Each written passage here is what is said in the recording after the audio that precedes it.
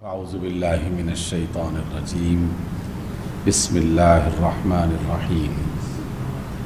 ومن يقتل مؤمنا متعمدا فجزاؤه جہنم خالدا فيها وغضب اللہ علیہ ولعنہ وأعد له عذابا عظیما صدق اللہ مولانا العظیم۔ سورۃ النساء آیت نمبر 93 نمبر آیت ہے۔ اتنی واضح اور دو ٹوک انداز میں اللہ رب العزت نے اس آیت میں ہمیں حکم دیا ہے کہ جس شخص نے بھی کسی مومن کو جان بوجھ کر قتل کر دیا فجزاؤہ جہنم، تو اس کی جزا جہنم ہے، خالداً فیہا، اس میں وہ ہمیشہ ہمیشہ کے لیے رہے گا۔ غضب اللہ علیہ، اللہ کا اس پر غضب ٹوٹا، اللہ اس سے ناراض ہوئے، ولعنہ، اور اللہ نے اس پر لعنت بھیجی ہے اپنی، وأعد له عذابا عظیما، اور اس کے لیے بہت بڑا عذاب تیار کر رکھا ہے۔ قرآن مجید میں جن بڑے گناہوں کا تذکرہ کیا اور جس سے لوگوں کو آگاہ نہیں کیا بلکہ ڈرایا، خبردار کیا کہ اس گناہ کے قریب مت جانا، شرک کے بعد جو سب سے شدید ترین ناپسندیدہ ترین گناہ اللہ رب العزت نے جس کا ذکر کیا ہے وہ کسی مومن کا قتل ہے۔ جان بوجھ کر اس مومن کو قتل کرنا، اللہ تعالیٰ نے اس کے لیے وہ تمام الفاظ استعمال فرما دیے کہ نہ صرف میں اسے جہنم میں ڈالوں گا بلکہ وہ اس میں ہمیشہ رہے گا، اور اس پر میں لعنت بھیجوں گا، اور اس کے لیے بہت ہی سخت قسم کا بہت بڑا عذاب تیار کر رکھا ہے۔ اس اعتبار سے رسول اللہ صلی اللہ علیہ وسلم اکثر خطبات میں، اکثر موقعوں پر انسانی جان کی حفاظت کا خاص حکم دیا کرتے تھے، اور حالت جنگ میں بھی اگر کوئی شخص باقاعدہ کسی معرکے میں شریک ہو جائے، کسی غزوے میں شریک ہو جائے، تو اس میں بھی اس بات کی اجازت نہیں تھی کہ اگر کوئی شخص جو تمہارا دشمن ہے لیکن عین لڑائی میں وہ ہاتھ اٹھا لیتا ہے، ہتھیار پھینک دیتا ہے اور آپ سے لڑنے کے لیے تیار نہیں ہے، تو اس کو بھی قتل نہیں کیا جا سکتا۔ اختلاف کی بنیاد پر تو قتل کسی صورت میں بھی جائز نہیں ہے۔ انسانی دنیا میں انسانوں کا باہمی اختلاف ہوتے رہتے ہیں، اور یہ انسان کے اندر ایک ایسا مادہ تیار کیا گیا ہے اللہ تعالیٰ کی طرف سے جو معمولی سا غصہ دلانے پر بھڑک اٹھتا ہے، اور وہ غصہ آہستہ آہستہ نفرت اور دشمنی میں بدل جاتا ہے، اور پھر انسان غصے کی اس کیفیت میں پہنچ جاتا ہے کہ اس کی عقل کام کرنا چھوڑ دیتی ہے، وہ اپنے دنیا اور آخرت کے نفع نقصان کو بالکل نظر انداز کر دیتا ہے، اپنے خدا کو بھی اس لمحے میں فراموش کر چکا ہوتا ہے، جس کی بنا پر وہ اتنا بڑا جرم جو قتل تک، کسی انسان کی جان کو قربان کرنے یا اس کو نقصان پہنچانے تک وہ تیار ہو جاتا ہے، جبکہ رسول اللہ صلی اللہ علیہ وسلم نے اپنی زندگی میں اور بعد کے آنے والے تمام لوگوں کی تربیت کرتے ہوئے، تعلیم دیتے ہوئے کئی موقعوں پر یہ ارشاد فرمایا کہ جان لو یہ انسانی جان بڑی حرمت والی چیز ہے، اللہ تعالیٰ کی تخلیق ہے، اور خاص طور پر جو مومن ہے اس کا قتل یہ تو اللہ تعالیٰ کو انتہائی ناپسند ہے۔ رسول اللہ صلی اللہ علیہ وسلم کا فرمان گرامی ہے، عمر بن خطاب اس کی روایت کرتے ہیں کہ جس شخص نے مومن کو، کسی مسلمان مومن کو قتل کر دیا تو اللہ تعالیٰ اس کے بدلے میں جو ہے وہ پوری دنیا کو بھی تباہ کرنا چاہے تو یہ اس کے لیے زیادہ بڑی بات نہیں ہے، کیونکہ ایک انسان کو قتل اور خاص طور پر کسی مومن کا قتل جو ہے یہ اللہ تعالیٰ کے نزدیک بہت بڑا گناہ ہے۔ جیسے میں نے کہا کہ شرک ایسا گناہ ہے جس کے بارے میں خود اللہ تعالیٰ نے فرمایا کہ وہ میں معاف نہیں کروں گا جب تک کہ اپنی زندگی میں کوئی شخص توبہ کرتے ہوئے شرک کے راستے کو چھوڑتا نہیں ہے۔ لیکن اگر اس کی موت اسی حالت میں ہو گئی کہ وہ شرک کرتا رہا اور اس پر نادم بھی نہیں ہوا، تو پھر کوئی بھی اس کے بدلے میں بدلہ نہیں دیا جا سکتا، کوئی بھی شفاعت کام نہیں کر سکتی، بلکہ اس کا ٹھکانہ جو ہے وہ جہنم ہوگا اور اللہ تعالیٰ اس سے سخت ناراض ہوگا۔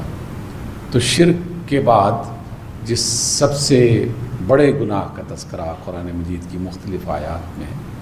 کیا گیا ہے وہ کسی انسانی جان کا قتل ہے، اور انسانوں میں سے بطور خاص کسی مومن کا قتل ہے جس کو اللہ تعالیٰ نے انتہائی ناپسند فرمایا۔ ہم سب یہ آیتیں پڑھتے ہیں، قرآن کا مطالعہ کرتے ہیں، بے شمار لوگ اس کی تفسیریں بیان کرتے ہیں، سمجھاتے ہیں، لیکن جب بھی کوئی انسان کسی غصے میں آ جاتا ہے تو غصہ ایک ایسی وبا ہے، ایک ایسا مرض ہے کہ ایک دروازے سے اگر غصہ انسان کے اندر داخل ہو جائے تو عقل دوسرے دروازے سے نکل جاتی ہے، اسے ہوش و حواس باقی نہیں رہتا اس کا۔ اور یہی وجہ ہے کہ روز اول سے جب سے یہ دنیا بنی ہے اب تک ہزارہا ایسے واقعات ہو چکے ہیں کہ جس میں لوگوں نے اپنے بھائیوں کو، اپنی بہنوں کو، اپنے عزیزوں کو قتل کیا۔ ایک قتل کیا، پھر اس کے بدلے میں دوسرا قتل ہوا، پھر اس کے بعد تیسرا قتل ہوا، اور بعض جنگیں آپ سبھی جانتے ہیں، اس کا تذکرہ بھی ہوتا رہتا ہے،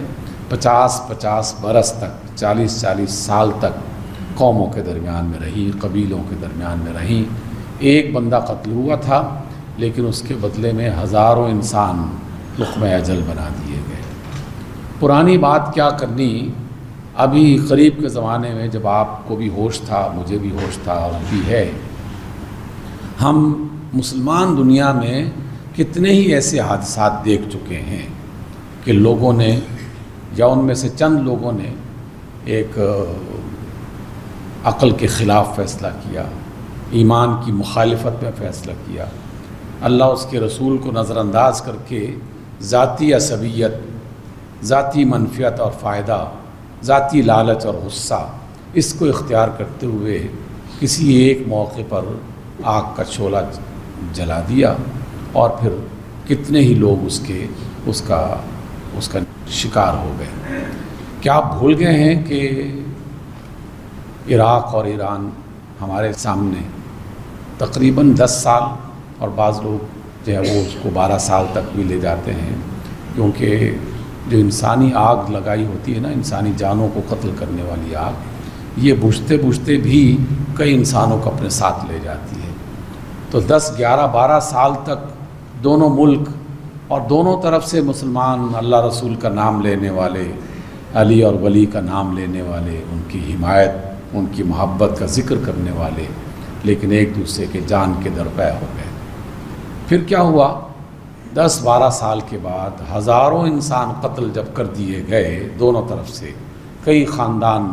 بالکل تباہ و برباد ہو گئے، تو پھر کسی نے کہا کہ چلو سلو کر لیں۔ کیا اس سلو کرنے سے وہ جو مختلف خاندانوں میں ان کے بچے مارے گئے، ان کے بڑے، ان کی خواتین ماری گئیں، کیا وہ زخم وہ بھر جاتے ہیں؟ نہیں، وہ زخم تو زندگی بھر ہرے رہتے ہیں۔ کسی بھی موقع پر کوئی بھی شیطان اس کو دوبارہ زندہ کر سکتا ہے، اور وہ ایسا ہی ہوتا ہے۔ پھر اس کے بعد سعودی عرب، ایسا ملک کہ جسے ہم حرمین شریفین کی حفاظت والا ملک کہتے ہیں، پاسبان حرم کہتے ہیں، اور خادمین حرم کہتے ہیں، یمن کے ساتھ اس کی لڑائی شروع ہو گئی۔ یمن میں بھی سارے کے سارے مسلمان کلمہ گو، اور سعودی عرب میں بھی، اور ایک دوسرے کو قتل کرتے کرتے اب بھی وہ جنگ جاری ہے کسی نہ کسی انداز میں، اور ہزاروں انسان اس کا لقمہ بھی بن چکے۔ پھر عراق اور کویت، اس کی آپس میں لڑائی ہوئی، اور کویت کے بہت سارے ہمارے اپنے دوست، اپنے عزیز، جب انہیں وہاں سے نکلنا پڑا ایمرجنسی میں، تو عجیب و غریب قسم کی داستانیں سننے کو ملی. 10-10 12-12 جو ہے وہ دن صحراؤں میں سفر کرتے ہوئے، بھوک اور پیاس برداشت کرتے ہوئے، کئی لوگ اسی حالت میں بھی ان کا انتقال ہو گیا. اپنے اپنے ملکوں میں جب گئے تو اپنے ساتھ کتنی ہی داستانیں ساتھ لے کے گئے، اور اس میں بھی بے شمار لوگ قتل کر دیے گئے ایک ہی رات میں. اور پھر اس کے بعد یہ تو ہے مسلمانوں کی آپس میں لڑائی، اور اللہ تعالیٰ اس آیت میں بطور خاص مومنین مسلمانوں ہی سے خطاب کر رہے ہیں کہ لوگوں کسی مومن کو جان بوجھ کر قتل نہ کرو. افغانستان میں جب جنگ لگائی گئی اور وہاں کا محاذ جب گرم کیا گیا تو کتنے ہی مسلمان ملک باقاعدہ اس میں شریک ہو گئے اپنے مسلمان بھائیوں کو مارنے کے لیے، اور اس طریقے سے بھی ہزاروں انسان، اس کی داستانیں بھی کسی سے ڈھکی چھپی نہیں ہیں. اور اسی وقت سے کچھ ہی سال گزرنے کے بعد جب امریکہ، ابھی کل کی بات ہے، وہ یہاں سے نکلا تھا بھاگتے ہوئے، اور پاکستان نے ان کی باقاعدہ مدد کی تھی ان قاتلوں کی، اور انہیں محفوظ مقام تک پہنچانے میں اپنا کردار ادا کیا تھا. اسی وقت خبروں میں باقاعدہ آنا شروع ہو گیا تھا، اور باقاعدہ ان کے ہاں تو مغرب میں اور امریکہ میں کتابیں لکھی جا چکی تھی کہ عنقریب ایک ایسا محاذ کھلنے والا ہے جس میں پاکستان جو عرصے سے دوسروں کا ساتھ دیتے ہوئے مختلف قسم کی جنگوں میں ڈائریکٹ انڈائریکٹ شریک رہا ہے، اب اس کو نشانہ بنانا چاہیے. نشانہ کس طرح بنایا جائے گا؟ پھر وہی باقاعدہ سازشیں تیار ہونا شروع ہو جاتی ہیں. کچھ ناواقف، جاہل اور بدگمانی پھیلانے والے شر پسند عناصر ہمارے ملک میں، اور کچھ بدگمانی پھیلانے والے شر پسند عناصر افغانستان کے علاقے میں، وہ پھر اپنی کارروائیاں شروع کر دیتے ہیں. ایک دوسرے پر پہلے الزامات لگتے ہیں، پھر الزامات میں لڑائیاں ہوتی ہیں، پھر اس پہ غصہ آ جاتا ہے. دیکھیے تقریباً ہزاروں انسانوں کو، افغانی جو لوگ تھے پاکستان، تو پاکستان نے ان کی مہمانی کا اہتمام کیا، ان کو پناہ دینے کا اہتمام کیا. اور اگر پاکستان کی حکومتیں عقل مند ہوتی تو یہ سارے کے سارے کلمہ پڑھنے والے لوگ، یہ باقاعدہ مسلمان ہونے کے ناطے سے پاکستان سے محبت کرنے والے لوگ تھے. ان کے اندر نفرتیں پیدا کی گئیں اور مسلسل ان نفرتوں کو بڑھایا گیا. یہ دور کی بات نہیں ہے، آپ سب میں سے بے شمار لوگ اس کے گواہ ہوں گے، اور عینی گواہ ہوں گے، یعنی چشمدید گواہ ہوں گے کہ 65 کی جب جنگ ہوئی تھی تو افغانستان کی طرف سے یہ باقاعدہ پاکستانیوں کو میسج دیا گیا تھا، افواج پاکستان کو بھی پیغام دیا گیا تھا کہ آپ ہمارے محاذ کی طرف سے بالکل مطمئن ہو جائیں، ہم آپ کی حفاظت کرنے کے لیے اپنی جان مال قربان کرنے کے لیے تیار ہیں. یہ کوئی دور کی بات نہیں ہے، یہ کوئی ایسی تاریخی واقعہ نہیں ہے کہ جو پرانی کتابوں میں کہیں لکھا ہوا ہو، جس کی روایتیں بیان کرنے میں کسی نے جھوٹ بولا ہو. یہ تو ہماری آنکھوں دیکھی بات ہے نا. اور انہی افغانیوں نے آزاد کشمیر، جس کو آزاد کشمیر کہتے ہوئے آزاد کشمیر کہتے ہیں، کون ان ہمارے پختونخوا کے علاقے میں رہنے والے لوگ جو ہیں ان کی قربانیوں کو فراموش کر سکتا ہے؟ یہ انہی کا تو مرہون منت تھا کہ انہوں نے باقاعدہ اس محاذ پر اپنے بیٹے بھیجے، اپنے جوان بھیجے، اور کشمیر جو ہمارے پاس ہے اسے ہم نے آزاد کروایا. لیکن اس آزاد کشمیر پر بھی بے شمار لوگ ان کے دل حسد میں اور کینے میں اور جلن میں مبتلا کیے جاتے رہے، حتیٰ کہ اس ملک میں، اس علاقے میں ایسے بے شمار لوگ اب باقاعدہ دکھائی دیتے ہیں، ان سے ملاقات ہو جاتی ہے کسی نہ کسی موقع پر کہ وہ برملا کہتے ہیں کہ آپ یہ نعرہ لگاتے ہیں کہ کشمیر بنے گا پاکستان، تو پاکستان جیسا ہے کیا اس طرح کا کشمیر کو بنانا چاہتے ہیں جس پاکستان میں انصاف نہیں ہے، جس میں قتل و غارت گری و فتنے کا بازار ہر وقت گرم رہتا ہے، جہاں کی حکومت اپنے عوام پر ہمیشہ ظلم کرنے کے لیے تیار رہتی ہیں، اور سینکڑوں اس طرح کی باتیں جو ہم بھی جانتے ہیں اور وہ بھی جانتے ہیں یقیناً، تو کہتے ہیں کیا آپ کشمیر کو اس طرح کا پاکستان بنانا چاہتے ہیں؟ یعنی وہ محبتیں نفرتوں میں تبدیل جب کی جائیں اس میں کچھ وقت لگتا ہے،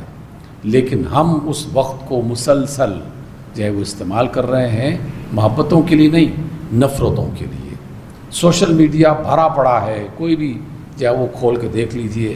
تو کچھ لوگ باقاعدہ آپ یہ بآواز بلند جو ہے کہنا شروع کر دیں گے کہ یہ سب نمک حرام ہے، یہ فلاں ہے، یہ فلاں ہے۔ حالانکہ میں نے آپ کی مجالس میں کئی بار یہ بات ذکر کی کہ مسلمانوں کے درمیان میں نفرت پھیلانا اور انہیں قتل کی منزل پہ لے آنا یہ ابلیس کا سب سے بڑا ہتھیار ہے۔ اور ابھی چند دن پہلے یہ سانحہ ہم سب نے اپنے آنکھوں سے دیکھا، وہ جو دنیا کا سب سے بڑا ابلیس ہے اس کو سلیوٹ کرتے ہوئے ہم نے اس کی تعریف کی۔ حالانکہ سبھی جانتے ہیں کہ غزہ میں جو اسلحہ استعمال کیا گیا، جو وہاں پر قتل و غارت گری کا بازار قائم کیا گیا اور غزہ شہر کو جس طرح پتھر بنا دیا گیا، تو اس میں اسی ابلیس اعظم کا بنیادی کردار تھا۔ اور اس کے ساتھی مسلمان ممالک میں سے مصر، کون اس کو فراموش کر سکتا ہے؟ سعودی عرب کس سے ڈھکی چھپی بات ہے کہ وہ اس کی پشت پناہی نہیں کر رہا تھا، اور بہت سارے ممالک۔ تو یہ بات تو اب دنیا میں بالکل روز روشن کی طرح واضح ہو رہی ہے کہ ہم بیوقوف لوگ ہیں، اللہ تعالیٰ کے نافرمان ہیں، اپنی دنیا اور اپنی آخرت تباہ کرنے کے لیے تہیہ کر لیا ہے ہم نے۔ اللہ تعالیٰ بالکل کھول کر واضح کر رہا ہے، فرما رہے ہیں کہ اے ایمان والو جان لو کسی مومن کا قتل کرنا یہ اللہ تعالیٰ کو اس قدر ناراض کرتا ہے کہ اس کے لیے اس نے اپنی طرف سے لعنت کا فیصلہ کر لیا ہے ان لوگوں کو کہ جو قتل کے اس جرم میں شریک ہوتے ہیں اور جو اس کے معاون بنتے ہیں، ان سب کو، اور جہنم تیار کر رکھا ہے جس میں ہمیشہ ہمیشہ کے لیے وہ رہیں گے۔ آخرت تو تباہ ہو گئی نا، قرآن کی آیت بالکل واضح کر رہی ہے۔ تو کیا آپ میں سے اور ہم میں سے کوئی شخص یہ نہیں جانتا کہ ہم اپنے بچوں کو، اپنے بڑوں کو، اپنے جوانوں کو اس لیے تیار کرتے ہیں کہ یہ اسلام کی خاطر اپنی جان قربان کرنے کے بجائے مسلمانوں کے مقابلے میں اپنی جانیں قربان کرنا شروع کر دیں۔ ایک طرف بھی مسلمان کلمہ پڑھنے والا، لا الہ الا اللہ، اللہ اکبر کا نعرہ لگانے والا، اور دوسری طرف بھی کلمہ پڑھنے والا، اللہ اکبر کا نعرہ لگانے والا۔ تو میں کبھی کبھار سوچتا ہوں کہ اللہ تعالیٰ بھی کس مخمصے میں پڑ گیا ہوگا کہ دونوں ہی اسی کو مدد کے لیے پکارتے ہیں، حالانکہ دونوں طرف سے جرم ہو رہا ہے، اللہ تعالیٰ کے قانون کی اور حکم کی صریحاً مخالفت ہو رہی ہے،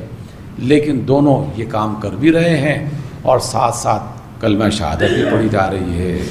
لا الہ الا اللہ کا ورد بھی جاری ہے۔ اور خود ابھی افغانستان کو چھوڑیے، اپنے ملک کے اندر کیا صورتحال ہے؟ کیا مرید کے واقعے کو بھول جائیں گے آپ لوگ؟ نہیں بھولا جا سکتا۔ اخبارات میں بے شک وہ اس کی خبریں آنا بند ہو جائیں، میڈیا میں شاید خاموشی نافذ کر دی جائے، لیکن جن گھروں کے بچے، جن گھروں کے جوان قتل ہو چکے ہیں اور اپنے بھائیوں کی ذریعے سے قتل ہو گئے ہیں، ان کے خاندانوں کے اندر سے کیا یہ داستان کل ختم ہو جائے گی؟ یہ گفتگو ختم ہو جائے گی؟ ان کا غم ختم ہو جائے گا؟ یہ غم چلتا رہے گا۔ مجھے اچھی طرح یاد ہے، آپ میں سے بہت سے لوگ اس بات کے گواہ ہوں گے، ہمارا ایک بھائی بچپن میں جب میں 5ویں جماعت میں پڑھتا تھا تو 5ویں 6ٹھی میں اس کا انتقال ہو گیا تھا، اور ہماری والدہ کوئی 87 برس کی جو ہے وہ، اور ہمیشہ اسی کا تذکرہ کرتی تھی، میرا فلاں بیٹا، اس کا یہ نام تھا، فلاں جگہ پہ جا رہا تھا، فلاں جگہ پہ شہید ہو گیا تھا۔ مائیں کبھی بھول نہیں سکتی، نہ والد کبھی بھول سکتے ہیں۔ انسانی جانوں کو آپ نے معمولی سا کھلونا سمجھ رکھا ہے کہ معمولی سی غلطی ہوئی یا اختلاف ہوا بس قتل کر دو، جان ختم کر دو۔ یہ چیز بھول جاتے ہیں کہ ایک رب جو پوری کائنات کا رب ہے، جو اس دنیا کا نظام چلانے والا ہے، جس کا جاسوسی نظام تمہارے تمام جاسوسی نظاموں سے زیادہ بہتر ہے،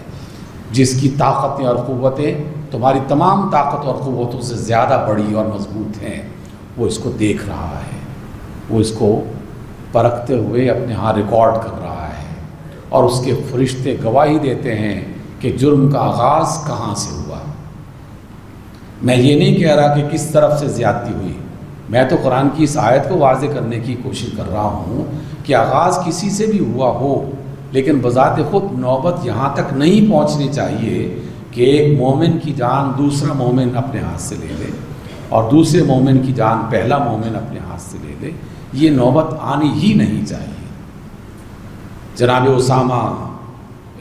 جو ہے وہ ان کی بات کئی بار آپ کی مجلسوں میں نے بیان کی۔ غزوے میں باقاعدہ مقابل میں دشمن ہے، کافر ہے، اور وہ صحابہ کو شہید کر رہا ہے، قتل کر رہا ہے، لیکن اچانک اس میں سے ایک جو شخص تھا، کافر تھا، وہ اچانک اسامہ کے سامنے آ جاتا ہے۔ اسے اندازہ ہو گیا کہ اسامہ مجھے قتل کر دے گا، مجھ پر قابو پا لے گا۔ اس نے فوراً لا الہ الا اللہ پڑھ کے جو ہے وہ اعلان کر دیا کہ میں اللہ کو ایک مانتا ہوں۔ لیکن اسامہ اس وقت غصے میں تھے کیونکہ ان کی آنکھوں کے سامنے 2-3 صحابہ کو شہید کر دیا تھا، تو اسامہ نے تلوار چلائی اور اس کو قتل کر دیا۔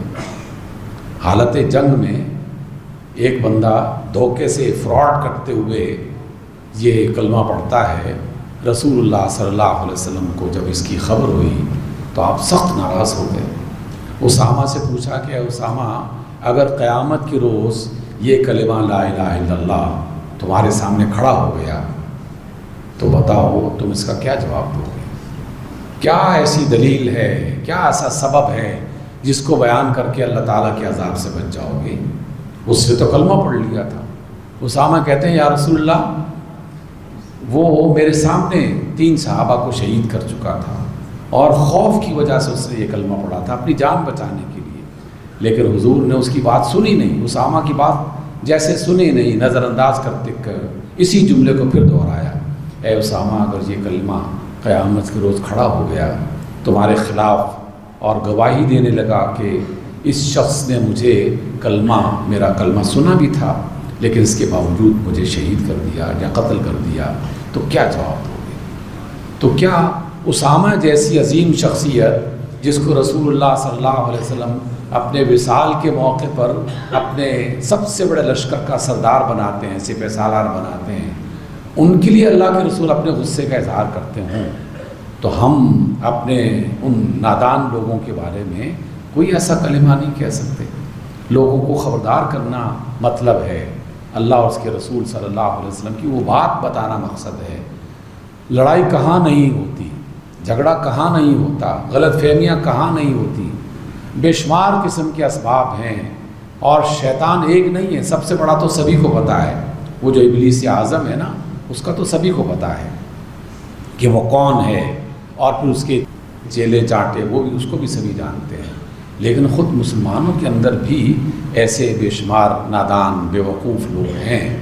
جو حالات کی سنگینی کو سمجھتے نہیں ہیں، بلکہ اس سنگینی کو بھڑکانے اور بڑھانے کے لیے وہ باقاعدہ کردار ادا کرتے ہیں، اور اس کے نتیجے میں ہمارے افراد، اپنے مسلح افراد، ان کو شہید کر دیں، ان کو قتل کر دیں، اور اس کے مقابلے میں وہ بھی کھڑے ہو جائیں، تو پھر کیا اللہ تعالیٰ ان دونوں کے بارے میں نہیں جانتا؟ وہ جانتا ہے۔ اس لیے سامعین گرامی یہ بات پلے باندھ لیجئے، انسانی طبیعت میں غصہ ہے، اس سے کوئی انکار نہیں کر سکتا، اور انسانی دنیا میں اختلافات ہیں، اس سے بھی انکار نہیں کیا جا سکتا۔ اللہ کے رسول جانتے تھے کہ انسان اس طرح کا ہے، خود اللہ تعالیٰ نے جس انسان کو بنایا ہے اس سے زیادہ بہتر کون جان سکتا ہے؟ اسی نے انسان کے اندر غصہ بھی رکھا ہے، کینہ بھی رکھا ہے، اور اس کی طبیعت میں جو ہے وہ جلد بازی بھی رکھی ہے، دھوکہ بھی رکھا ہے، یہ سب چیزیں موجود ہیں۔ لیکن امتحان کہاں ہے؟ امتحان کیا ہے؟ یہی تو امتحان ہے کہ غصہ تمہارے اندر ہے، لیکن غصے کو اتنا مت بڑھاؤ کہ وہ کسی کی جان، کسی کی عزت، کسی کے مال کو نقصان پہنچانے لگے۔ کینہ تمہارے اندر ہے، نفرتیں تمہارے اندر ہیں، لیکن تمہیں اس بات کی اجازت نہیں ہے کہ اپنی نفرتوں کو اس قدر بڑھا دو کہ انسانوں کو قتل کرنا شروع کر دو، اور پھر ایک سے دوسرا اور دوسرے سے تیسرا قتل مسلسل آگے بڑھتا رہتا ہے، اور یہ چیز ختم نہیں ہوتی۔ اس لیے سامعین گرامی، جہاں بھی آپ کی آواز پہنچ سکتی ہے، اپنے صحافیوں کو، اپنے علماء کو، اپنے دانشوروں کو، اپنے جوانوں کو، اپنے بزرگوں کو یہ بات بتائیے کہ مسلمان آپس میں لڑ رہے ہوں اگر،